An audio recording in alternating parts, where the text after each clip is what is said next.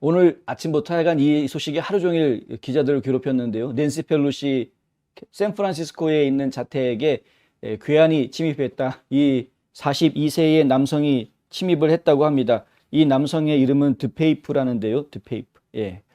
이 드페이프가 이 집에 이렇게 보이시는지 모르겠는데 여기에 지금 창문이 깨진 겁니다. 이게 창문 깨고 그리고 들어가서 뭐 난리를 쳤던 것 같습니다. 그러니까 정황을 좀 얘기를 쭉 정리를 해보면은 일단 집안에 들어가면서 소리를 쳤다라는 얘기가 있거든요.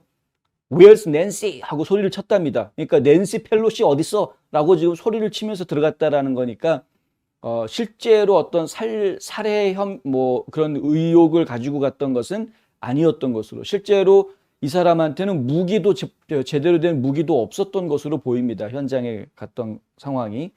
그런데 이 낸시 펠로시의 남편인 폴 펠로시를 둔기로 가격했다. 처음에는 그렇게 나왔다가 나중에 경찰 보고에서는 이제 해머, 망치로 때려쳤다. 이런 이제 이야기가 나왔는데, 그리고 그 망치는 어디서 나왔느냐? 펠로시가 들고 나온 거였습니다. 폴 펠로시가. 그러니까 폴 펠로시가 망치를 들고 나와서 이제 뭐 괴환이 집안에 들어왔으니까 대항을 하려고 그랬는지는 모르겠습니다만은 82세의 이 할아버지가 본인이 싸우겠다고 망치를 들고 나왔다. 몸싸움이 벌어져서 그 망치를 이 친구가 뺏어가지고 할아버지를 때렸다. 그래서 병원에 실려갔다. 이렇게 되는 겁니다. 상황은 그렇게 되는 것이고요. 지금까지 밝혀져 있는 건 그렇습니다. 그런데 이 사건이 벌어지고 난 뒤에 낸시 펠로시의 대변인을 맡고 있는 드류 햄밀이 이 발표한 성명서가 있는데요. 오전에 나온 성명서인데 그 성명서 내용에 보면은 병원으로 이송이 됐는데 완전히 회복이 완전히 fully recovery가 될 수 있을 것으로 기대된다라는 말이 들어가 있습니다. 그 얘기는 지금도 변함이 없습니다. 완전히 회복될 것이다. 82세의 할아버지가 망치에 맞았으면 완전히 회복이 되는 게 당연한 건지는 잘 모르겠습니다. 근데 하여간 42세의 장년이 82세 할아버지를 망치로 때렸는데, 그런데 이 할아버지가 병원에만 가고 그리고 완전히 회복이 될 수 있다라고 지금 성명이 나왔다. 냄새가 좀 나죠. 어쨌든 저희는 사실 좀 냄새가 납니다. 페이스북에서는 불이나게 이 계정을 없애버렸다고 합니다. 드페이프의 계정을 지워버렸다라고 했는데, CNN은 그 페이스북이 그걸 지우기 전에 기가 막히게 빠르게 이 드페이프의 페이스북 페이지를 조사를 했는데 완전히 극우였다 뭐 이런 얘기가 나오고요. 뭐 마이클 린델 포스팅이 나오고 뭐 2020년 부정선거 얘기들이 잔뜩 실려 있었고, 뭐 그러면서 1월 6일 위원회 이야기도 뭐 올라가 있고, 낸시 펠로시에 대한 불만 이런 것들이 이제 글로 올라가 있는 것들이 확인이 됐다. 이런 보도들을 또 내놓았습니다. 사실 이 사건을 가장 먼저 보도한 게 CNN입니다. 물론 CNN의 취재 능력은 충분히 뭐 그럴 수도 있겠다라는 생각은 들기는 하는데, 마치 준비하고 있다가 기다렸다는 듯이 사건 터지자마자 일사불란하게 움직이는 모습을 보여준 것도 사실이다. 그래서 여전히 저희는 좀 냄새가 나기는 한다. 뭐 하지만 어쨌든 이런 일이 벌어지는 것은 매우 안 좋은 거죠. 어쨌든 간에 지금 낸시 펠로시도 요번에 중간선거에 나와 있습니다. 근데 낸시 펠로시 중간선거에서 상대방 공화당 후보가 누구냐면 존 데니스라는 후보인데, 이 존 데니스 후보는 트위터에다가 이렇게 글을 올려놓습니다. 이거는 탄핵, 경멸을 받아 마땅한 끔찍한 만행이다. 이제 이런 식으로 글을 써놨고요.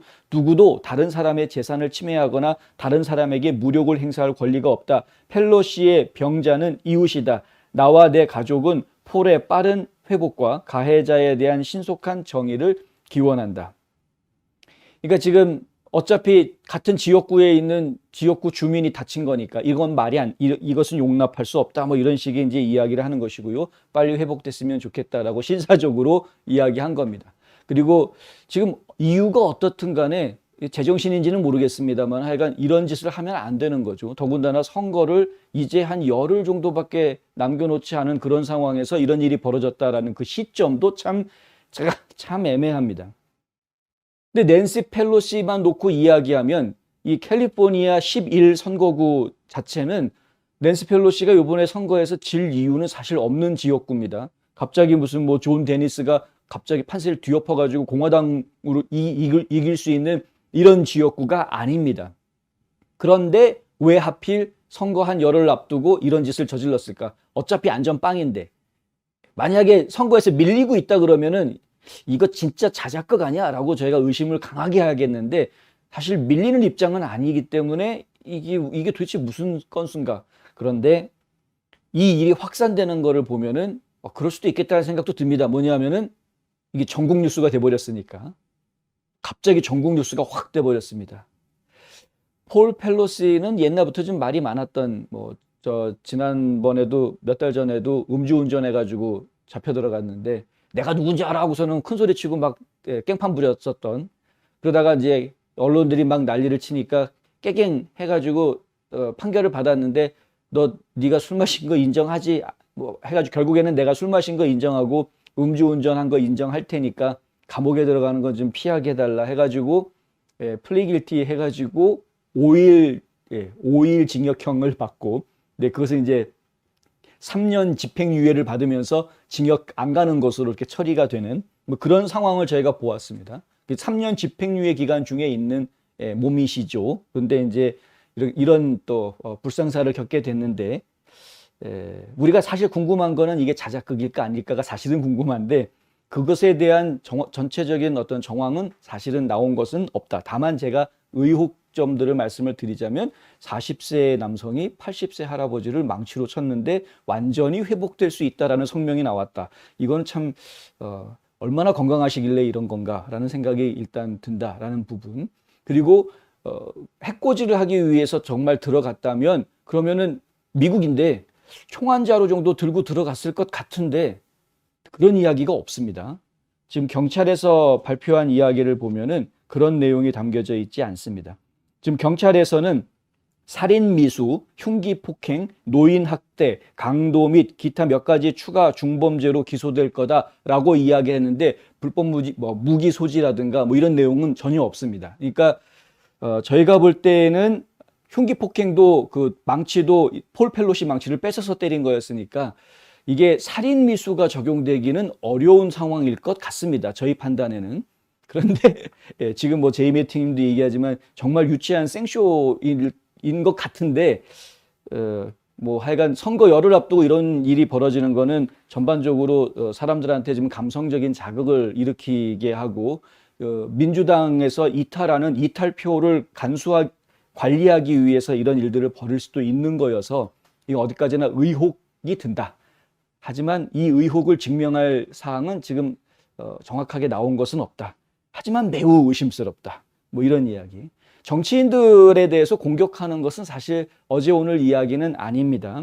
뭐 공화당 정치인들도 공격을 여러 차례 받았습니다. 지난 2017년 같은 경우에는 랜드폴 상원의원이 이웃한테 폭행을 당하는, 또 화가 난 이웃이 와가지고 주먹을 날리는 이런 일이 있었는데, 뭐 그런 정도의 일이 있었고, 심각했던 것은 또 똑같은 2017년도에 공화당 의원들 야구 경기 하던 중에 총기 사건이 있었죠. 총격 사건이 있어가지고 스티브 스칼리스 이 원내대표가 총상을 입는, 다행히 지금은 다 거의 회복이 된 것 같습니다만은 그런 상황이 있었다.